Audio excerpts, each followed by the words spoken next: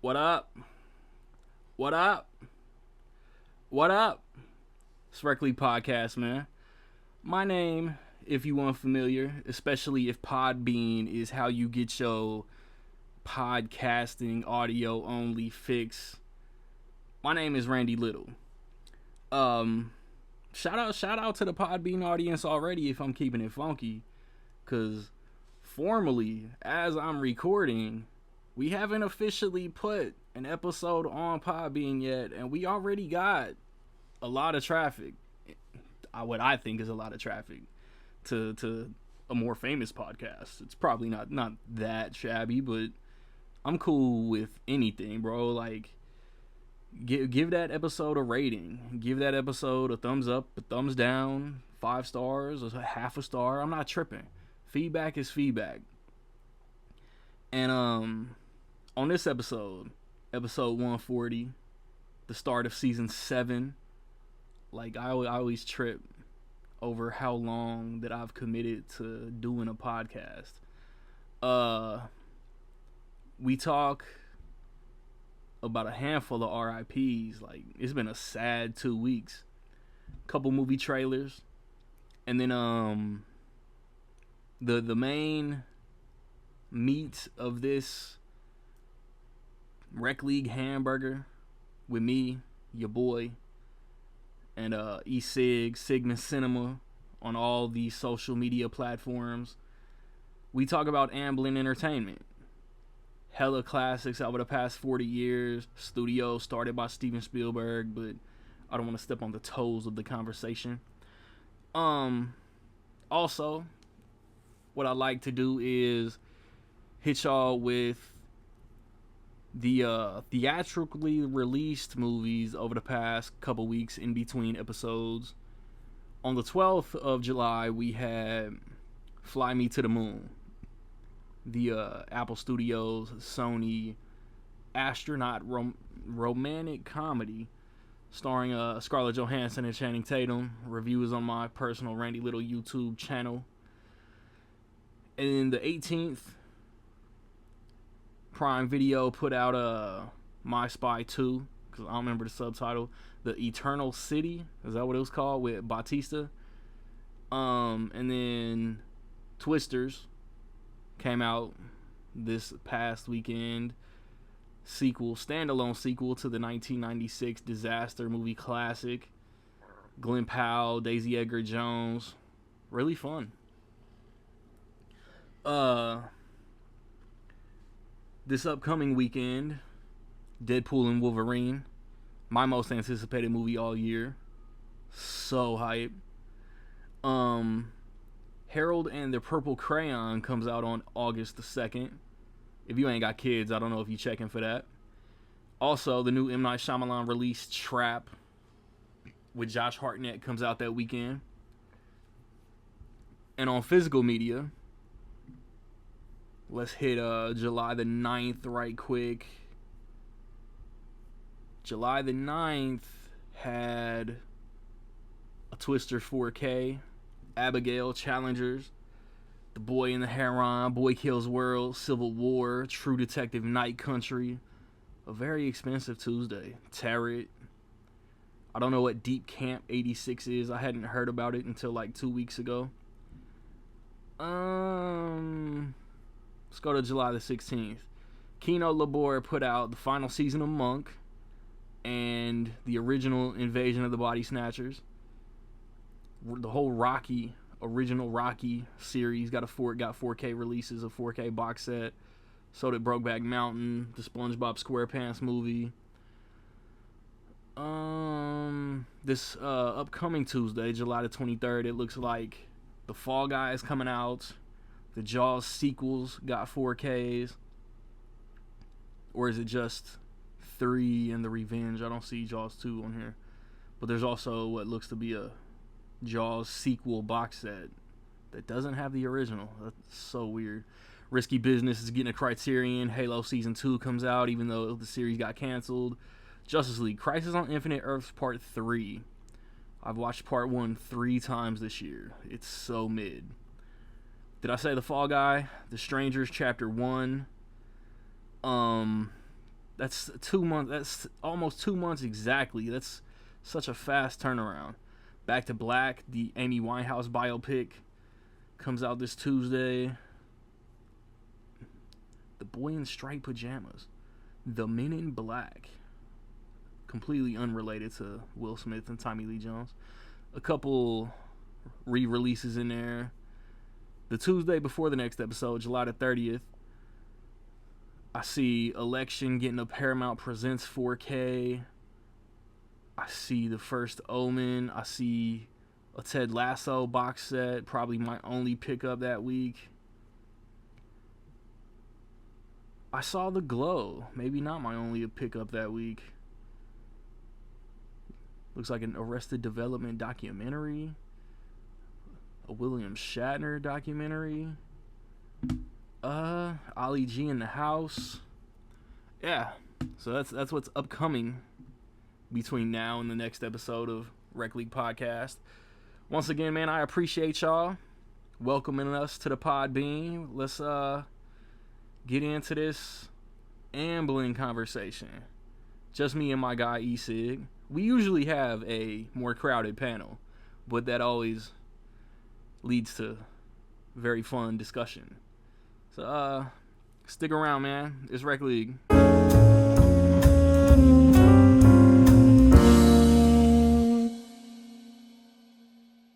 And we live. The two-man group. Shaboy. E-Sig. He also has a podcast that I've been nagging him for like 3 years to get back on. So we gonna see if he follows the Rec League lead and comes over to the Podbean. Start of season 7. I don't even, you know what I'm saying? We gonna treat damn Spotify for podcasters and fucking Anchor like The Village, like those we do not speak of. Cause we got a new home now. I'm gonna repeat a lot of what I say in the intro. Cause this is the first formally official episode on Podbean, slung out like that drug on Podbean. But we already got like 15 downloads. Like, thank you. No matter where you at in the world, we appreciate that shit. I like for like the last like 2 months, like y'all know, Nick know, Rocket know, you know, I have been horrible at writing down what happened in between episodes. So this is gonna take like 35 minutes, cause like half of Hollywood has passed away in the last 2 weeks. Like I'm trying to make light, but like it sucks. Shelley Duvall passed away. Shannon Doherty passed away. Bob Newhart passed away. I'm probably missing like 8 names. Sir, who would you like to pay respects to first? 'Cause I'm not going to hold you. Like, I wasn't like a huge fan of any of these people. Kobe Bryant pops. Jelly Bean Bryant passed away. Yeah. You know, like Popeye, The Shining, the View Ask Universe. And then, like, I know Bob Newhart, one of Bob Newhart's, I think his first sitcom has, like, one of the most iconic series finales of all time. And that's just off, like, what I've heard.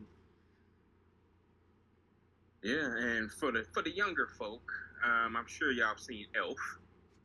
Elf. That's my bad. If y'all don't know who Bob Newhart is. And what was he, 96? He was up there. Yeah, he was, you know, that's a blessing, you know. Yeah. And hopefully he definitely lived a life. Yeah, comic legend for sure, but you know what I'm saying, still like leaves a hole in your heart in the entertainment world and shit. For real. Definitely. But yeah, it's like you said, so many people, and technically he wasn't necessarily he was an entertainer. He was what we call now public figure. Yeah. Richard Simmons. Oh, Richard Simmons? Damn, I forgot. I didn't even write him down. And we got a parody of Richard Simmons in The Nutty Professor, played by Eddie Murphy. Yes. It's supposedly rumored, y'all can look it up, that Eddie Murphy supposedly got his blessing from him Oh, that he's gonna word? parody him. I feel like That's I what I hear. heard that he wasn't happy with it. Yeah, I heard that too. So I don't know a source I could trust, but you never know. Huh. But yeah, and yeah, like I said, man, there's a lot of stuff. Unfortunate, a few people passed away. You mentioned Shelley Duvall. Yeah.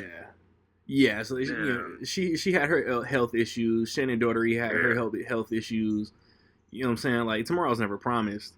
And like Mm-hmm. I told y'all, like I don't even know if I ever went in depth on Wax. You know, I had my little health thing about 5 years ago, but like she suffered. You know what I'm saying? Like I tried to tell y'all in the group. Like Shannon Doherty, I don't want nobody feeling sorry for me and what I went through for a few days when people lived with this shit for decades. yeah. She fought for 10 years. Shannon Doherty just about. Yeah, she had a really profound one of her last posts because she made a lot of posts. She was real active. Yeah. Which she didn't have to be. And another thing, we spoke about it before. So with Shelley Duvall, um, so last month, June, as of this recording, June is last month. Last month was Mental Health Awareness Month, and she unfortunately had a lot of mental health issues that affected her career and her health, which ultimately led, unfortunately. And I posted something today by it was J.K. Simmons when he won the Academy Award. He made a really nice speech. He said, For "Call you Whiplash." if you, yeah." And he said during his Oscar speech, he said, "If you're blessed to have your parents still alive, he said, call your mom, call your dad. He said, don't text them, don't email them, call them." And I have that same sentiment to your friends. Oh yeah. People you care about, care about you. Reach out if you haven't heard. It could be more than just people. Yeah, because the mental, mental health is trippy. Trust me, I know. I'm getting my stuff back on track after almost a few years. Yeah, Royce the 5'9" on that Book of Ryan album. Like song titles are escaping me, but like he has one track where he talking about check up on your strong friend. Like everybody got that friend who tough and don't vent and gotta be strong, silent. Everybody goes through shit. And I tell you, my thing is, which I hear is, is I use humor as a coping mechanism. No wonder we friends. Right, y'all know that too. And yeah, it's always you want people around you to be happy, be able to laugh, but yeah, just to say that. Yes. But no, who else did we mention? Shannon Doherty, Shelley Duvall, Richard Simmons, Bob Newhart. So I got one for you. I bet you probably ain't heard of, but me as the martial artist in the group. Have you seen Crouching Tiger, Hidden Dragon? Uh-oh. No. What was that? He froze a bit. The Crouching Tiger, Hidden Dragon? I've never watched it. You haven't seen it? What? After 24 years? Sorry, dog. No. Oh, my goodness. You can host the rest of the season. You are aware that there's an invention called television, and on this invention, they show shows. Really? Nah. But Crouching Tiger, Hidden Dragon, it's a real big deal, Yeah. And so in the movie, there was an actress, for the people who haven't seen it, Chang Pei, and she played Jade Fox.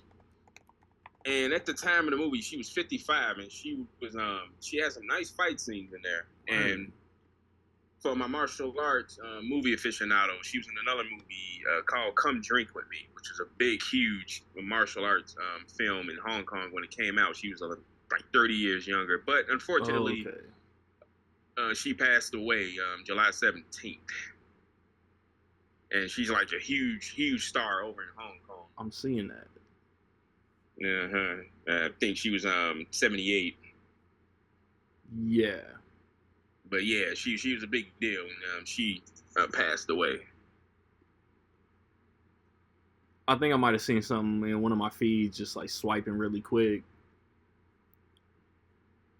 Yeah, man, this was a rough 2 weeks. Oh yeah, it's Death come in it's threes, crazy. They death come in say, tens. Shit. I was about to say, they say it come in threes. Now it came when the combo just jacked up. Yeah, but yeah, that's yeah. So for the Newhart sitcom though, like the original one, like doesn't it end and then like he did Newhart and then like the Bob Newhart show or some shit, right? Mm-hmm. Like, and one of them ends where like he wake up like he was dreaming, and I think it's supposed to like interconnect both shows, or that's the rumor. Yeah. That's for me it was something vaguely. I know what you're talking about, but I need to research that a bit. Let me see. So Newhart ended in 1990. Reception of the finale. In November 2005, the series finale was named by TV Guide and TV Land as the most unexpected moment in TV history. The episode was watched by 29 million. It doesn't say what it is, though. Development of the episode. The Last Newhart. The series finale, titled The Last Newhart, described as one of the most memorable in television history. Bro, I'll get my fucking Mr. Rogers flavor, get the slippers and the fucking sweater jacket, and I will binge some Newhart just to see what this is supposed to be. I'm definitely curious. The entire town is purchased by a visiting Japanese tycoon who turns the hamlet into an enormous golf course and recreation resort. Dick and Joanna are the only townspeople who refuse to sell. The others accept $1 million payoffs and leave in a farewell scene that parodies Fiddler on the Roof. 5 years later, Dick and Joanna continue to run the Stratford Inn, which is now located in the middle of a golf course. The other townspeople, now richer and older, unexpectedly return for a reunion. The two Darryls, who sneak in for the first time on screen, yelling quiet at their wives in unison. Dick gets frustrated with the increasingly chaotic scene and storms out shouting, "You're all crazy," only to be knocked out by an errant golf ball. The scene shifts to nighttime in the bedroom of Dr. Bob Hartley, Newhart's character on the Bob Newhart Show, and his wife, Emily, I don't know that actress name, Suzanne Pleshette. Bob awakens upset, and he wakes Emily to tell her about the very strange dream he just had. That he was an innkeeper in a small Vermont town filled with erratic, eccentric characters. Emily tells. I see what they get. So it did interconnect both shows. Yeah, so that's pretty cool. The Bob Newhart Show ran from 72 to 78. I don't know if I'm going to binge that joint. But then he jumped into another sitcom 4 years later. Bro, get your bread. That's dope. Yeah, that's pretty dope. Cause, hey, I ain't going to hold you. As much as I love Friends and Seinfeld, Fresh Prince, Martin, How I Met Your Mother, The Big Bang Theory, a lot of them series finales are kind of weak. Yeah, hell no. We can make a whole episode about that. We could. Yeah, Bob Newhart, I think he's an Oscar short. Probably an Oscar and a Tony from the EGOT. So he barely got his Emmy from The Big Bang Theory. Yeah, he. And y'all be trying to hate.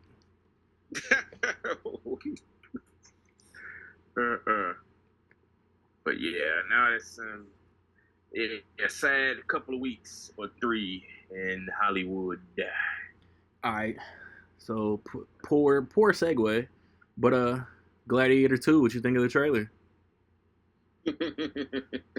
I was joking with I think it was my sister. I was like, really, Scott called up Denzel, like, look here, man, just come on. You ain't even got to do an accent. Just come on. Ridley said, Denzel, we need an accent. Denzel said, too much. Yeah. That's a little joke for if you have seen the trailer. They waited. It's a belated sequel. Oh, yeah. Glad it's not a comedy.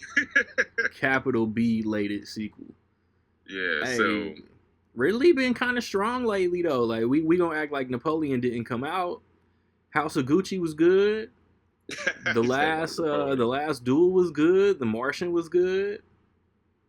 Yeah, he doesn't. It's a few in between now. Yeah, what's the longest stretch that he hasn't worked 20 minutes. at almost 90? Is he really? Yeah, he's in his 80s. He got to be mid 80s. That man, and that's some Clint Eastwood shit. Yeah, what's the longest stretch he's went without directing? I think. Let me see, 2 years. Probably from 2017 to 21, and in 17 he did 2 movies. Covenant and All the Money in the World, and All the Money in the World had all them reshoots. Yeah, he basically made it twice because they had to change the actor. Yeah, we don't need to mention, but damn, 77. And then he went to 21 and made 2 more movies in that year, right? 21, yeah. Well, I think the last Duel was held. It was probably filmed in 19 or 20.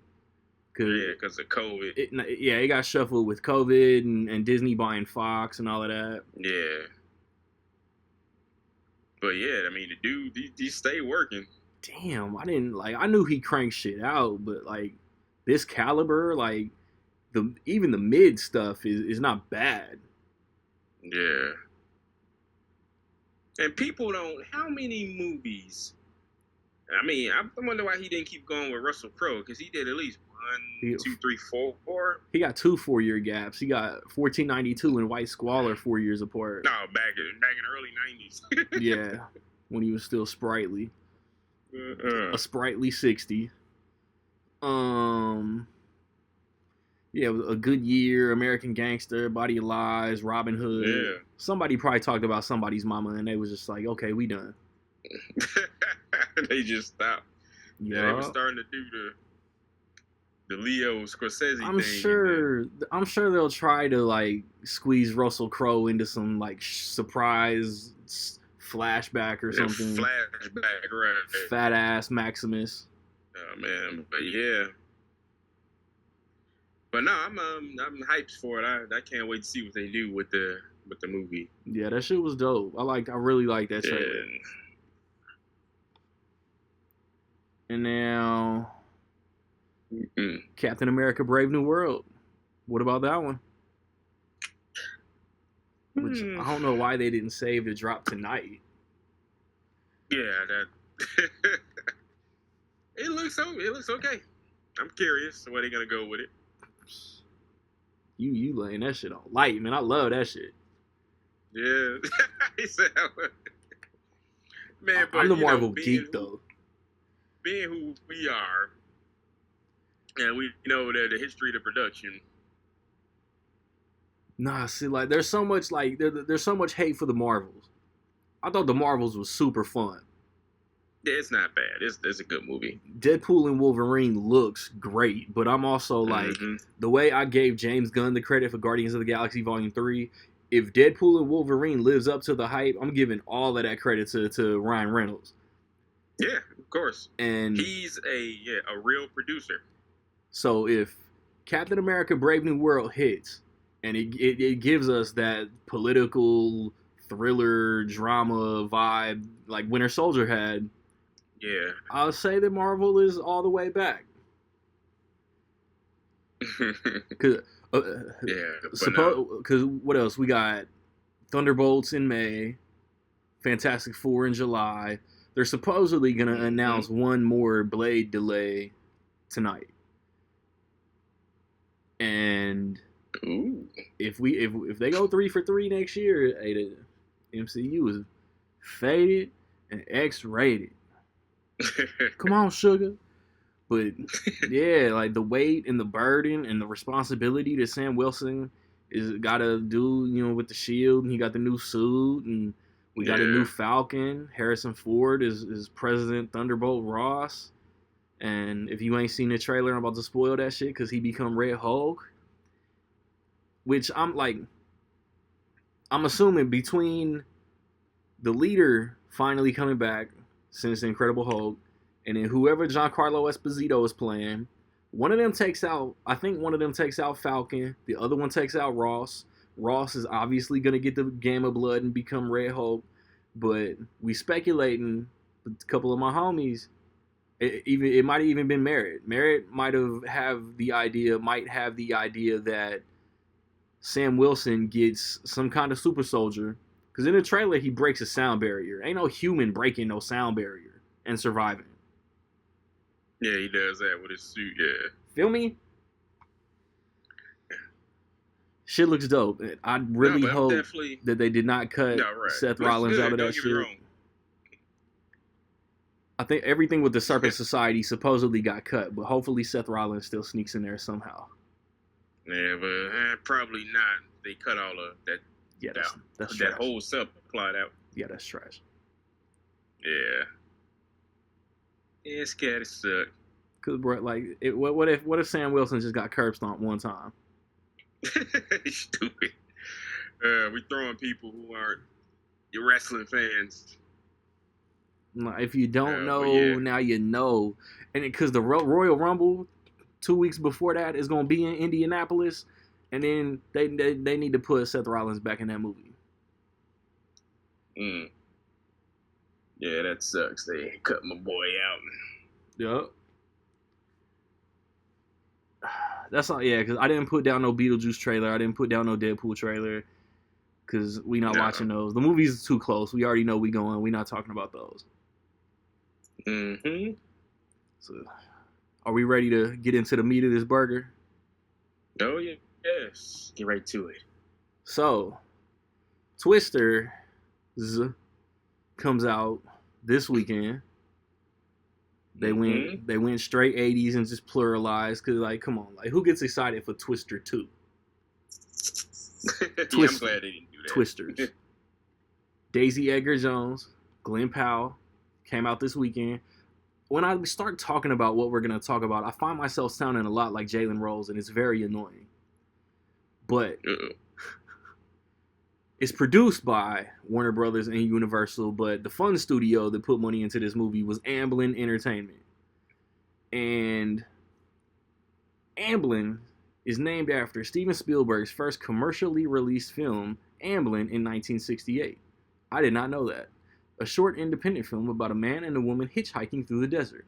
Costing $15,000 to produce, it was shown for Universal Studios and won Steven Spielberg more directing roles, like Jaws and Close Encounters of the Third Kind, which I think Sony did. Sugarland Express, E.T., but the first movie that I think is credited that Amblin did was E.T. That's where the logo comes from. The iconic bike and Elliot and E.T. going across the moon. The first movie credited as a Universal release, as an Amblin release, my bad, Continental Divide. I have not seen this. John Belushi, though. So, I think it's mainly to, like, so Spielberg can put his own money into his own shit. But there's a lot of dope movies that Spielberg did not direct that E.T. I just saw E.T. on the screen and flubbed my shit. That Spielberg did not direct. It's a lot of dope movies Spielberg didn't direct that Amblin did produce. And you said you had something you wanted to list off? Oh, I got quiet. We're not going in any order. Nah. Are we? Well, I'll share when I'm going to go. And why not? Speaking of a segue. And a lot of these Spielberg over the years, people don't know how prolific he was. I mean, a lot of producers, they get the executive producer and then it's just a name thing. Yeah. But Spielberg was on hands on, and I wanted to share a little story. You say you didn't hear about Twister? Right. The 1996 movie. Yes. Spielberg was a producer. And Jan de Bont was a character. I believe that. For a lot of the making. So there's a little story that Jan de Bont went through 2 cinematographers. for Twister. And not only did the original cinematographer, I forget his name, I'm sorry, not only did he leave, his crew left with him in protest. Nice. And, and this is, for those of you who are familiar with cinematography, that's a really big part of making a movie. Facts. Facts. And a great cinematographer could make a shit movie look gorgeous. Yeah. It looked fantastic. But anyway, so the second cinematographer came in, and supposedly they were having issues. And somebody got on the bat phone to Spielberg. And the stunt coordinator tells the story that Spielberg came in on a private jet on a runway. And he said... in the middle of Oklahoma. Yep. He said, Jan de Bont went up to the plane and the stairs came down off the private jet. The guy describing the story, he said Spielberg never got off the plane. He came on the steps, and he said he basically yelled and chastised Jan de Bont for 15 minutes, went back on the plane and flew off, and he said the rest of the shoot was fine. Because I'm assuming my guy had to break away from making Lost World or Amistad to handle a child. Yeah. Oh, man. I think it was Lost World. He was at some point in production in Lost World. Because between, he was chilling in between Jurassic Parks. If Twister was filming in 95... Yeah, he's probably pre-production. Yeah, Lost World should have been in pre-production at least. Yeah. But yeah, that's crazy. But I mean, come on. Yeah, and look at Speed 2. We know Jan de Bont ain't shit. Yeah, I mean, he know how to spend money, that's for sure. Because, he rapped on Twister and started Speed 2 the next day. With no prep. That joint was ass. You didn't like Speed 2? Absolutely not. Speaking of 80-year-old directors. Oh, man. But yeah, Spielberg he has, especially in the 80s, a reputation for being very hands-on, which is where the Poltergeist rumor comes from. Oh, yeah. But it's Tobe Hooper ain't no slouch, though. No, that's what Spielberg's just an on-hands producer, so... And Poltergeist was something he wanted to be good. Sequels in popular culture. There's no... Man, Wikipedia, who does Wikipedia pages when it's no damn creative credit? So I guess it is on here. A clause in the Universal Studios contract prevented Spielberg from directing another film while preparing E.T. According to Tobe Hooper, a very core concept of the film was an idea he pitched to Spielberg after turning down the offer to direct Night Skies. Writer Michael Grias? I'm bad with pronunciations. Stated that we weren't really working with Spielberg because he was on E.T. and Spielberg only had sporadic meetings with the writers in MGM's commissary. E.T. and Poltergeist were released a week apart in 1982. There were suggestions that Spielberg had, in addition to being Poltergeist's co-producer and co-writer, also had served as its de facto co-director. Huh. Yeah. But it's can we just get an interview with Craig T. Nelson? Bro, did Spielberg ever say, "Okay, Craig, da da da da"? Oh yeah, yeah, for sure. Yeah, no, it's funny. What can you say? E.T., Gremlins, The Goonies, Back to the Future, The Color Purple, The Money Pit, American Tail, Harry and the Hendersons, Batteries Not Included, Empire of the Sun, Roger Rabbit, The Land Before Time. Amblin was cooking in the 80s. Of course. Now, have you seen The Money Pit? I own it. I have not watched it. What? Sorry, dog. No, that's one of my favorite movies as a children. So you were more than one person when you were growing up, huh? Oh man, yeah, it's one of Tom Hanks is, yeah, he worked a lot with Spielberg, I guess, now that I think of it. Yeah, before Saving Private Ryan, huh? Yeah, it's just in a capacity because Amblin, Joe versus the Volcano was Amblin. Let me fact check. If I'm not, I know I'm you're not right. mistaken. Yeah, it was. So yeah, he's been, Spielberg been lurking behind Tom Hanks for a minute before he actually directed Wanted to see if he had what it takes. him.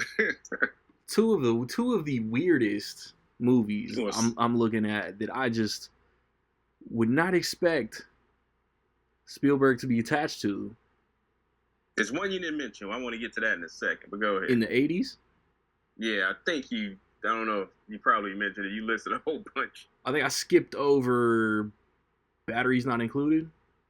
Oh, no, you said that one, but it's another one. Say what you about to say. Bridges of Madison County. Yeah. And but that's supposedly one of the movies that just a name only, because the source I checked has an asterisk, like he wasn't directly involved in that. That's just. And To Wong Fu, Thanks for Everything, Julie Newmar. Yeah. I don't know about that one, but yeah. But Bridges from Madison Square County, basically his Madison Square County. You ain't get that flood past me, homie. Thanks. The blooper reel. Boop. But yeah, that's but yeah, I'm sure they're obviously buddies because officially in Amblin is Flags of Our Father and Letters from Iwo Jima. Oh, that's true. Yeah, because Spielberg was nominated for an Oscar for Best Picture because he was on the producer list for Letters from Iwo Jima. And he did Hereafter. He did 3 straight Eastwood movies. Oh, really? Hereafter? So Warner, like, he was fucking with Warner Brothers. Amblin was fucking with Warner Brothers 3 movies in a row with Clint Eastwood. And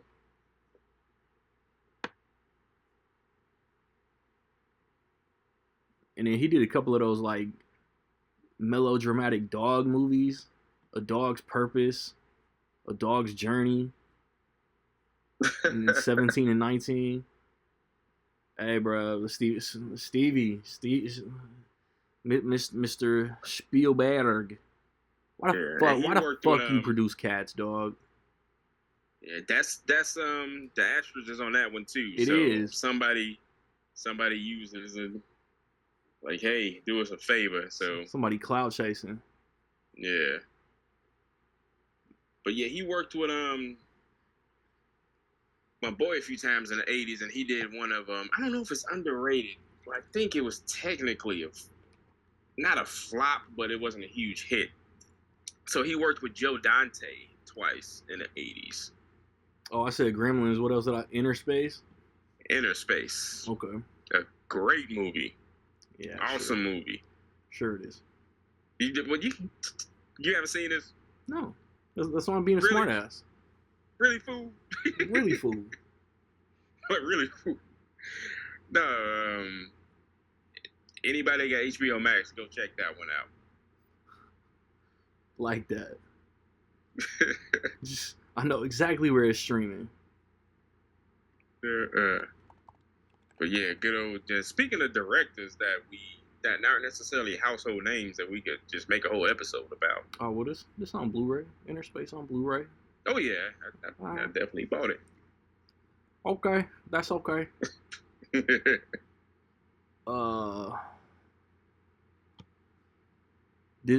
did like all like the Don Bluth shit. What was that? I was about to say Alvin. An American Tale. Fievel.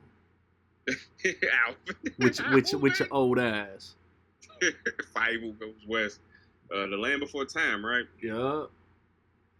Sad story behind that, but we ain't getting to that. Yeah. That goes all of them way. Hey, so Steven Spielberg and Don Bluth had Disney sweating for a little bit. Yeah, Disney was in the 80s. They were in a slump. Yeah. The animation division was in. It's hard for y'all kids to believe the animation division was about to be shut down. Yeah. Then the Little Mermaid saved him. And then so what? Between like I'm mixing like all of these different stories and shit that I heard. Between Always and Arachnophobia, somewhere in there, Steven Spielberg got John Goodman convinced to do the Flintstones. It was what movie? John Goodman tells a great story. Was it on Smartless? Yeah, that was on Smartless. Okay, that's where I heard it. Then we heard the same shit.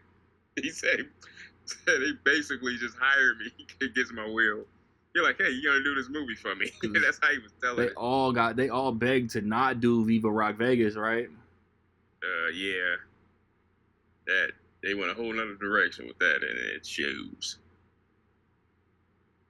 Hell yeah. I ain't never seen Viva Rock Vegas. I haven't either, actually. Man, that Flintstone movie was high key perfect casting, even if they didn't want to do it. Yeah, it was. Halle Berry. Yeah. as who? I don't remember her name, man. She fine. She played Sharon Stone. Which is hilarious. Yeah. Okay. Halle Berry is Sharon Stone. And then they made Catwoman together. That's not weird. Yeah, exactly. I'm glad you caught that. Amblin did not produce Catwoman, though. I'll tell you that. No. Which recently celebrated a 20th anniversary, but that's another episode, I guess. We ain't dedicating no 20th anniversary Catwoman episode, homie. Oh, man. But I see Men in Black. I see another Joe Dante, Small Soldiers. I see... After Gremlins 2. Did he do Gremlins 2? Yeah. He did do Gremlins 2. I know, yeah. I mean, did Amblin do Gremlins 2? I know Dante did. But then they hit them, he hit them Zorro movies with Martin Campbell. Those are underrated. Yeah, super duper, especially the first one. Yeah, so supposedly he wasn't directly involved with Small Soldiers. Hey, that's cool. Still using. That's cool. It's an underrated gem. Still Amblin, though. Yup. But let me ask you this, since we're moving toward that. Like, do you like what's your take on Jurassic Park 3? It's fine. It's I don't like the only one that I kind of like wish I would skip in a Jurassic Park binge is Fallen Kingdom. Like, I ain't got no problem rewatching 3. It's way goofier than the first 2. Yeah, they literally filmed it without the third act written. They filmed it without an unfinished script, which is why the ending is so abrupt. Gosh. Damn, oh, man. That Flintstones prequel got the same director and it fell off that hard. Is it really? I didn't even know that. Brian Levin. Yep. Yeah, it was just I don't know. That seemed like a date plug movie. They just needed a movie to fill a slot. Yeah, they didn't want to lose the rights or some shit. Yeah. Did Spielberg not want to do Jurassic Park 3, or was it like during Lost World they was like, yeah, you can do 3? What year? Nah, I would assume he just didn't want to do it. Yeah, let's see. What is...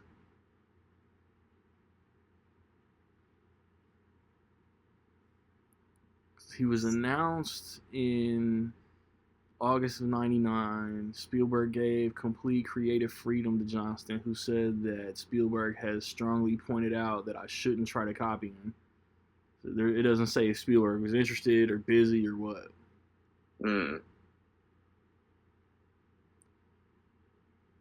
Oh, wait.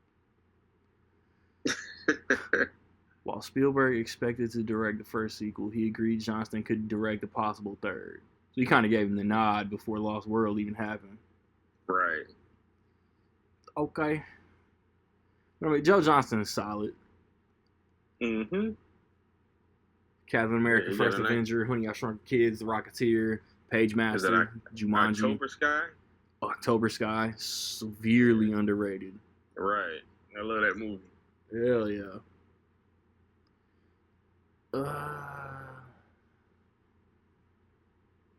Anything else you wanted to hit? Where we going next?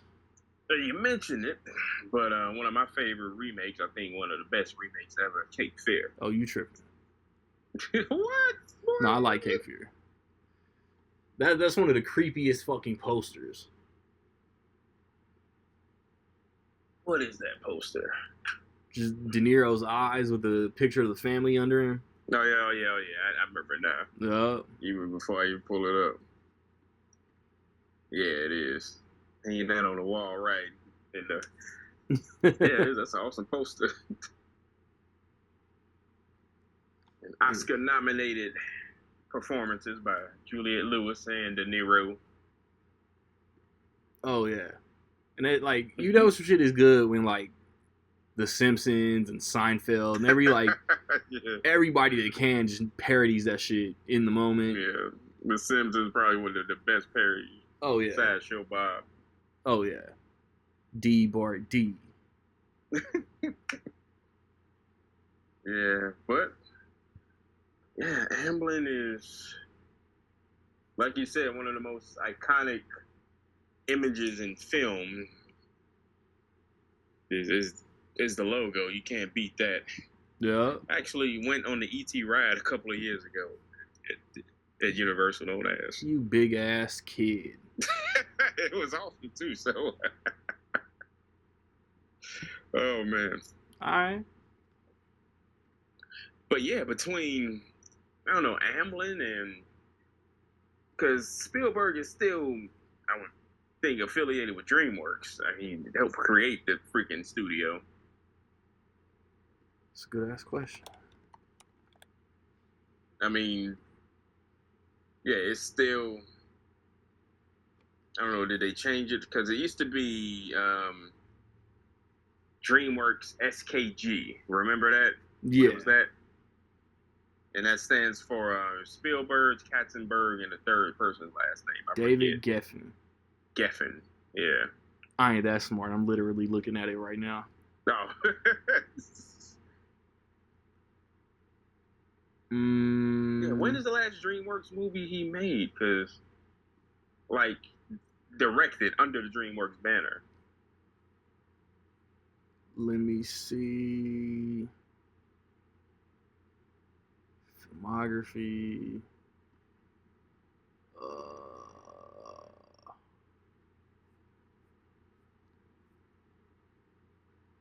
It's 2014. Let me see. They did Easter Sunday? Why? Chicago 7. Let's see. And what is that from? 1917. Marlin, Green Book, First Man. The Post. Post. That's what Tom. No. Go ahead. Was that Tom Hanks? That was Tom Hanks. Tom Hanks, Meryl Streep. I win. Thank you for your services. Is DreamWorks. I think we said that off wax, not Amblin. Yeah. But speaking of, did we mention? Speaking of Amblin, what are we missing? Men in Black. Oh, Men in Black. Watch this gonna come to me. Little Rascals, Little Giants, Casper. We said Twister. Deep Impact. Ooh. That kind of rounds out the 90s.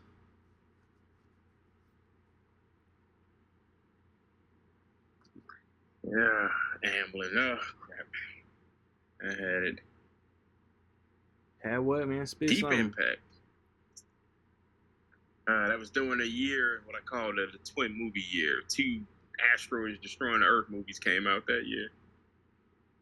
About like months apart. I'm about to say about 6 to 8 weeks apart. Mm-hmm. Because Deep Impact was early May. Armageddon was 4th of July. Oh boy.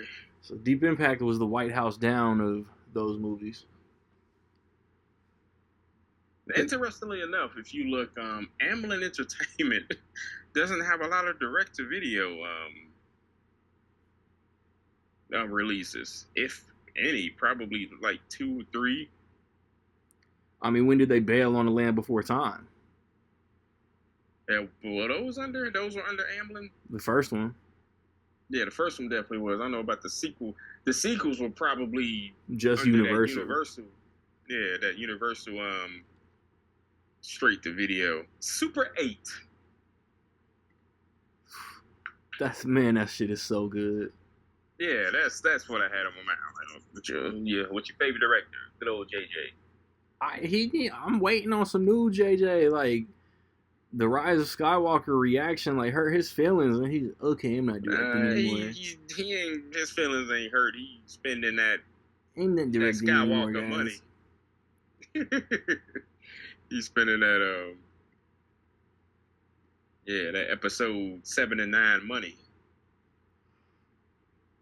There are 14 Land Before Time movies. God. Oh, yeah, but they're definitely under the Universal. Yeah.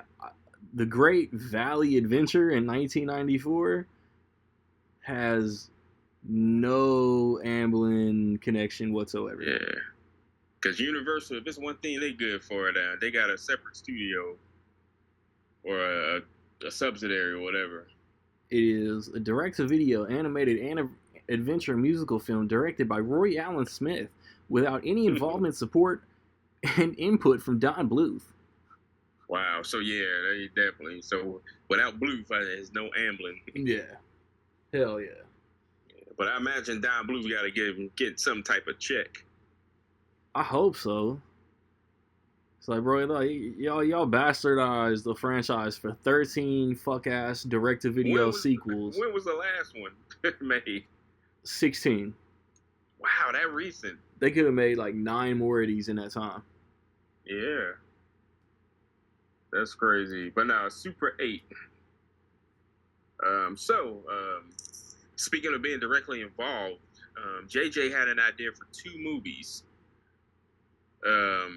Spoiler, if y'all haven't seen Super 8, he had the coming of age kid movies, making a movie within the movie, and then he had the monster movie. Those were 2 separate ideas. It was Spielberg's idea to combine the 2.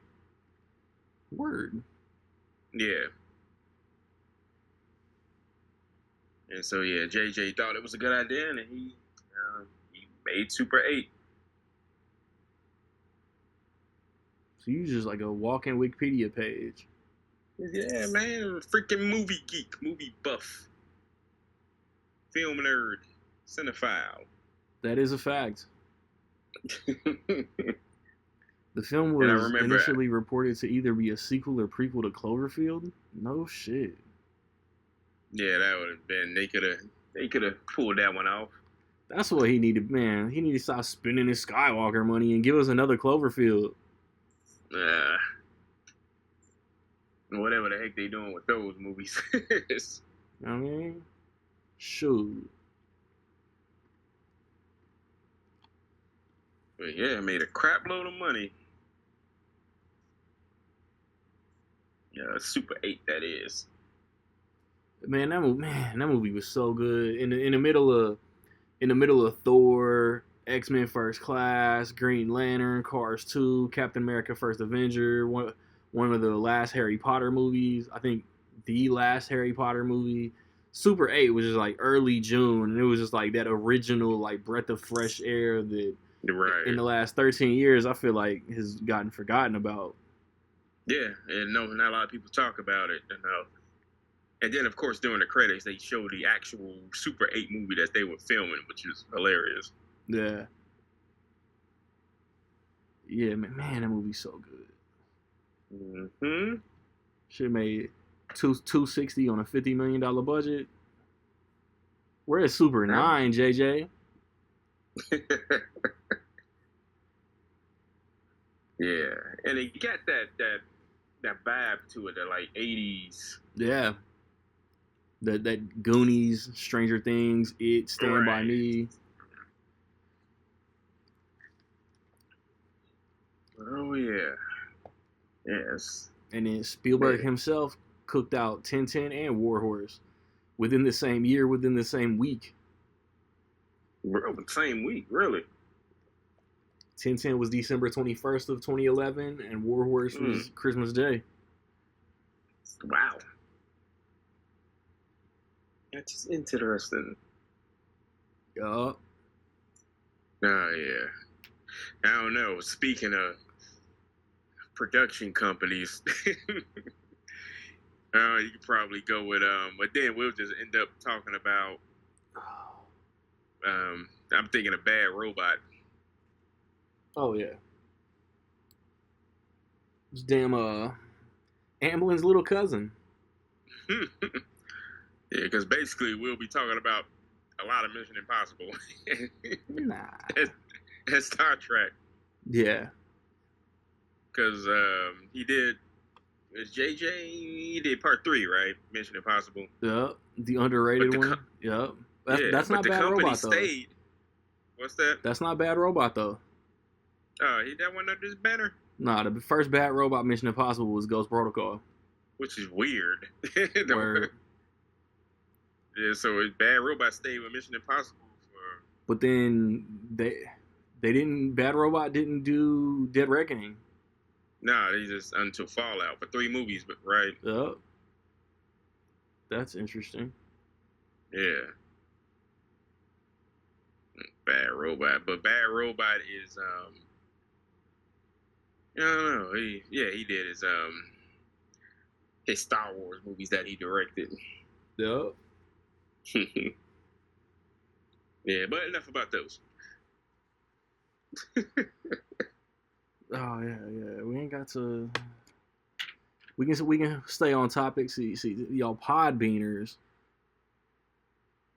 Wait a minute. I ain't mean it like that. That sounded kind of offensive. Right. Like, what do you mean, you people?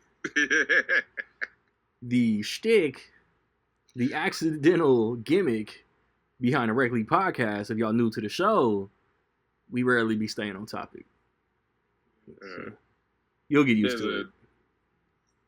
There's usually an adjacent topic or related. They start going off the rails, but it's always about the movies. Oh, for sure. Oh no! So what else you got for Amblin here? So what is? I don't know. That would have been good research to do because you say what is Amblin's most successful movie? I guess you would have to say that's not a Steven Spielberg movie because that's just too easy. It's gotta be Back to the Future, doesn't it? Well, are you asking this knowing the answer, or are we speculating? No, I just thought about it. Is it Back to the Future? Is it Men in Black? Right, because you have to the loophole not adjust it for inflation. I got it. The loophole is it's Jurassic World. Oh, yeah, there you go. It's definitely that shit was the highest grossing movie of 2015 until The Force Awakens came out. Yeah, there you go. I am that smart. World. But yeah, other than that, I mean, how much did Back to the Future make? I mean, we know it's a super duper classic, money making. I don't think I haven't looked at those numbers in Let me see it. It made $388 million in 1985 on a $19 million budget. That's domestic. I think Wikipedia does worldwide. Yeah, but how?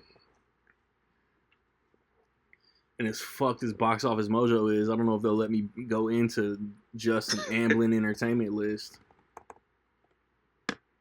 Yeah, let's see.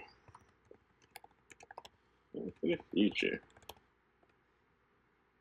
Yeah, they probably count re-releases too and all that. Domestic, it says 214. Cast and crew, all-time rating, similar movies, Universal. It ain't got no. I ain't trying to pay for no IMDb Pro so we can really nerd So here out. we go. I got it. So domestic 215 million, international 173 million, for a total of 388.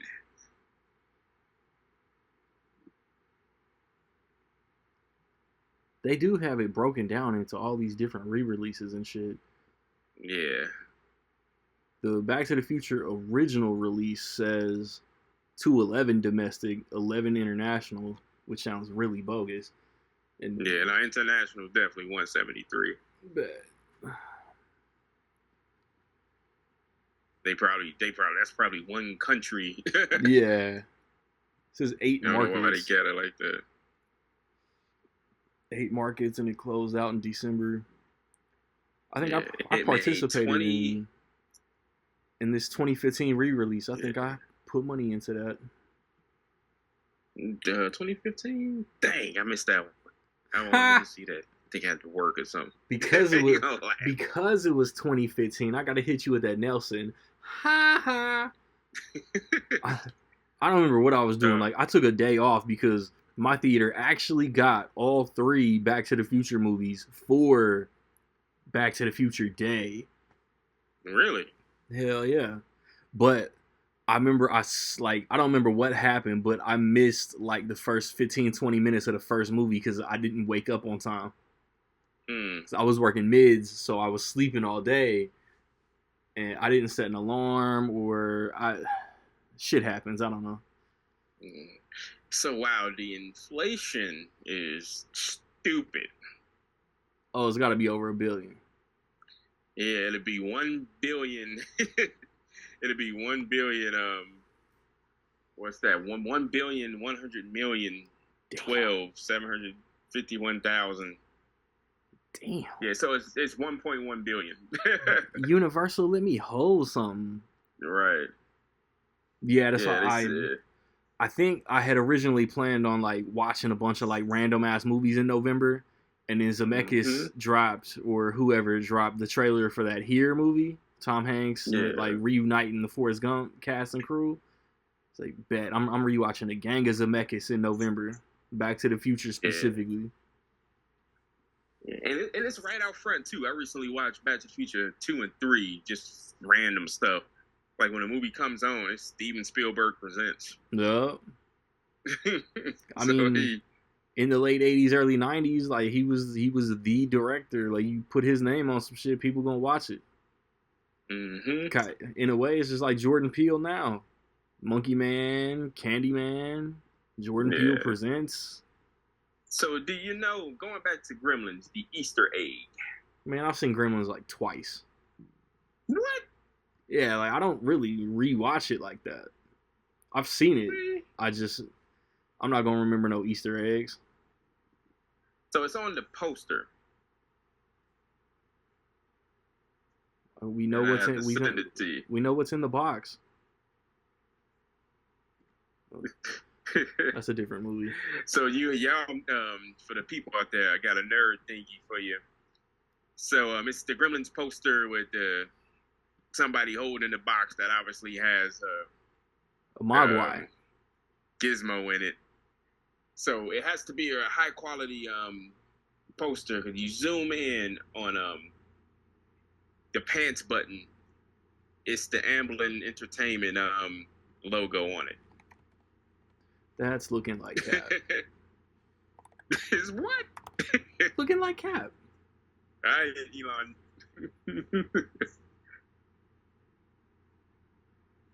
It's a crazy Easter egg.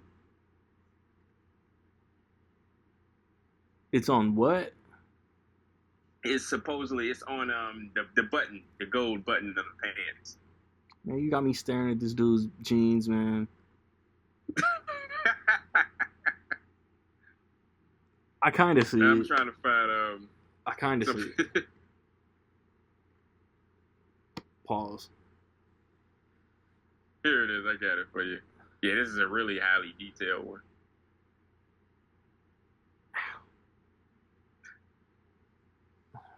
Don't feed me after midnight neither. Yeah, good old Gremlins.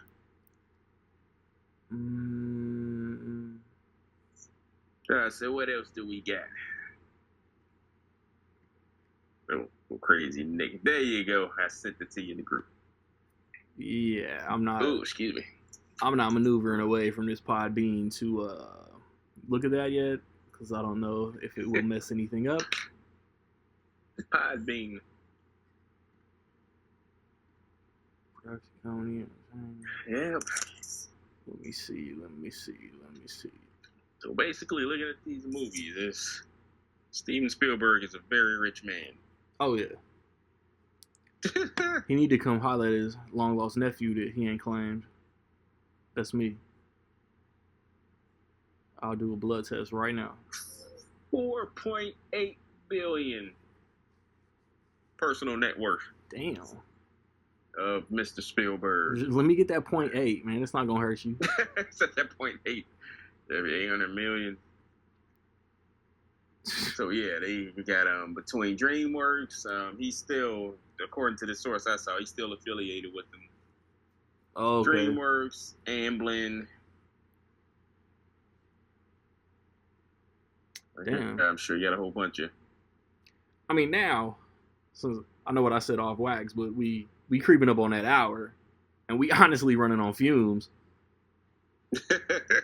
I mean, we ran through a lot of stuff we were talking about. Yeah, I mean, shit. The last movie that he put out, man, The Fabelmans, was amazing. Yeah, it was. I love The Fabelmans. I love The West Side Story.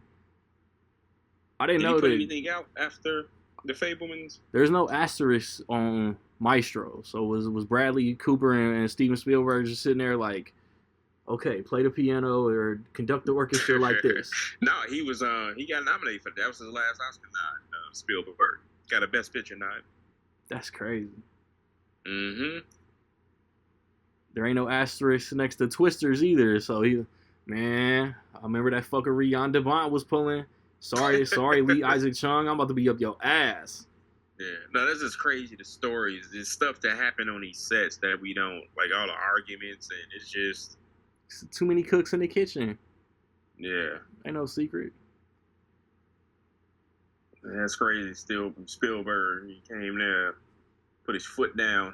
The house with the clock in its walls got an asterisk next to it. Eli Roth was like, "Oh yeah, I'll take that clout." Right. Ready Player One. Ready Player Fun, am I right?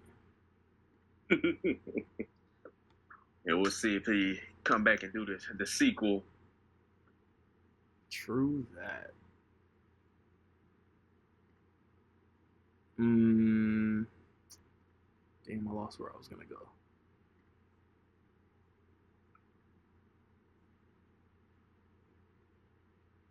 A Bee Gees biopic. He got that movie they announced for 26.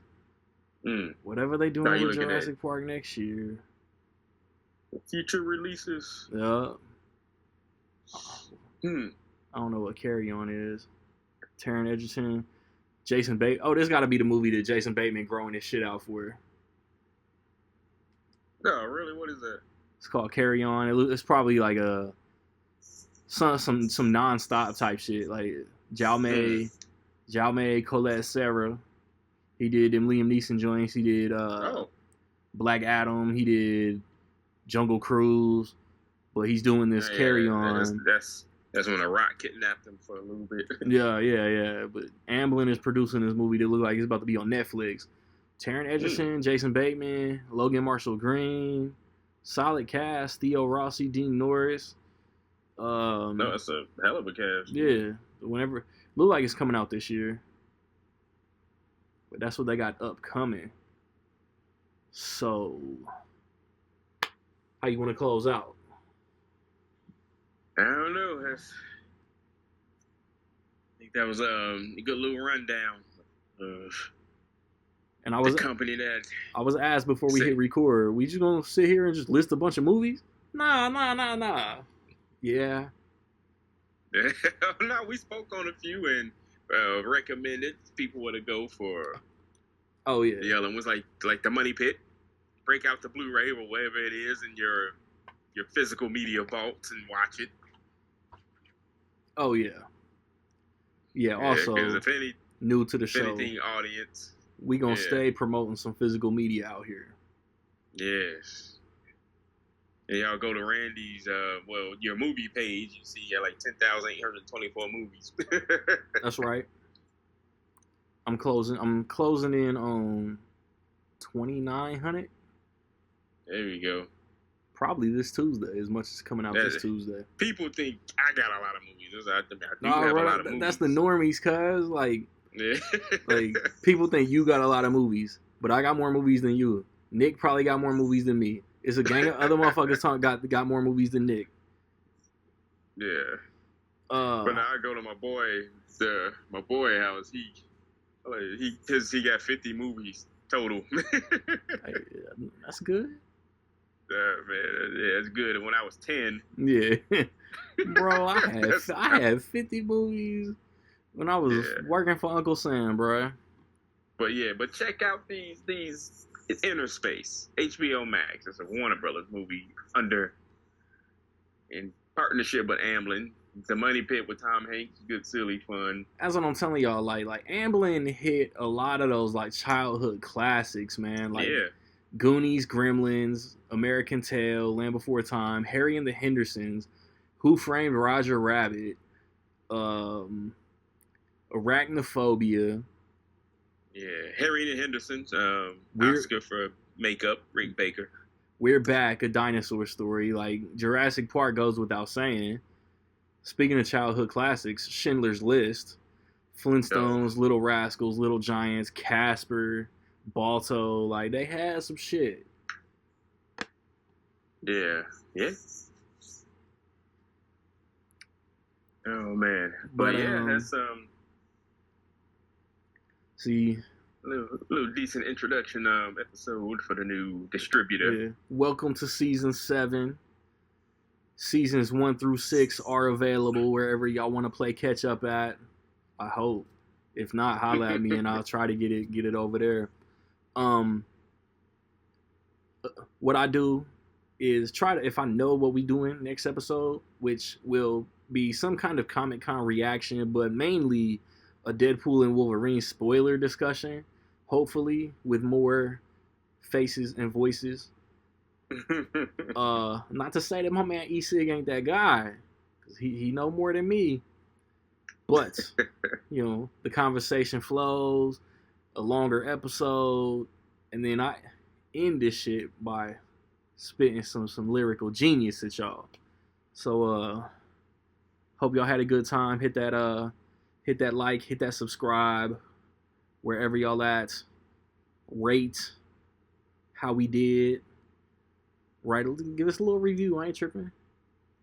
Tell them the white guy is a bitch. I ain't tripping. It's Rec League.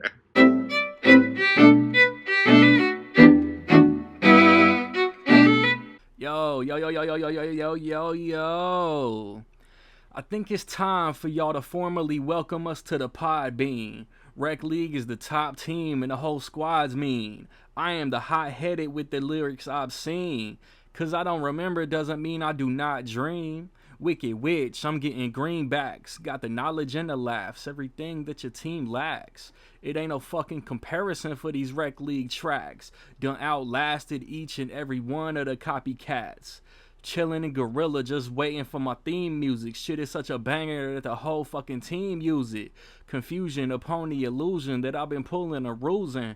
Oh man, an honor though. Don't ever go against the fucking rules, man. Circle City East Side. We always been looked down upon and despised. That's where we thrive. Proving doubt wrong is how we design. Shoot at Matumbo on the block is how you get that ass denied.